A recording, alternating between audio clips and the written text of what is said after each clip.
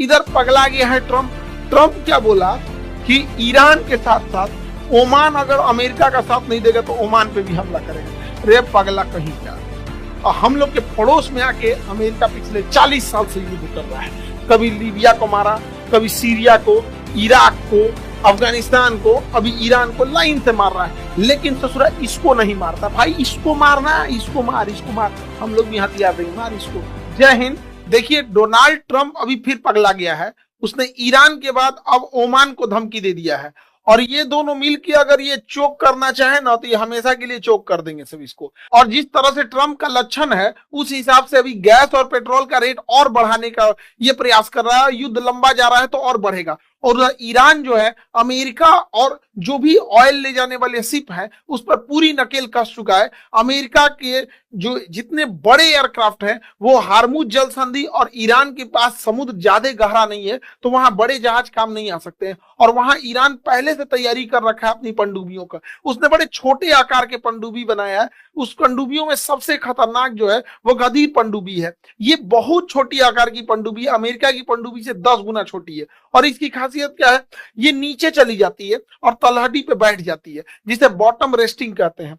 दुनिया की कोई पनडुब्बी जो है वो युद्ध वाली पनडुब्बी है वो जमीन पे जाके नहीं बैठती है, ये जमीन पे बैठ जाएगी। अब जब जमीन पे बैठ जाएगी तो रडार जो होता है, सोनार अंदर जो देखता है वो इसे देख नहीं पाएगा, उसे लगेगा कि जमीन की बनावट ऐसी है। और ये क्या करेगा, अपना प्रोपल्सन सिस्टम को ऑफ कर देगा, अपने इंजन को ऑफ कर देगा, और इसके सामने जो सोनार लगा हुआ है उस सिस्टम को भी ऑफ कर देगा। और जैसे ही कोई दूसरा दुश्मन का जहाज या दुश्मन की किसी भी तरह के जहाज आता है, या जिन जहाजों को ईरान चाहता है कि हॉर्मुज न छोड़े उस पर हमला करना, वो या तो यहां से टॉर्पीडो मार देता है या फिर वहां पे जाके माइंस लगा देता है। और ये इतनी छोटी पनडुब्बियां होती है कि ये पकड़ में नहीं आ पा रही हैं। और ये टॉर्पीडो और माइंस दोनों लगाने में माहिर होती हैं। माइंस जो होगा, जहां कहीं भी कंपन होगा जहाज आएगी उससे जाके अब ब्लास्ट कर जाता है। जब माइंस ब्लास्ट करता है तो कुछ सेकंड के लिए वहां का पानी हट जाता है।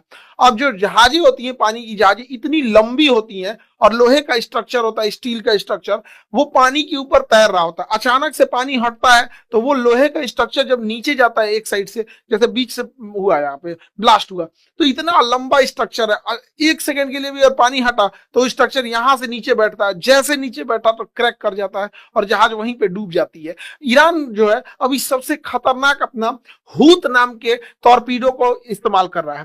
हूत क्या है, उसकी एक पनडुब्बी के अंदर बनाया गया टॉर्पीडो है। टॉर्पीडो पानी के अंदर चलने वाली मिसाइल को हम टॉर्पीडो कहते हैं।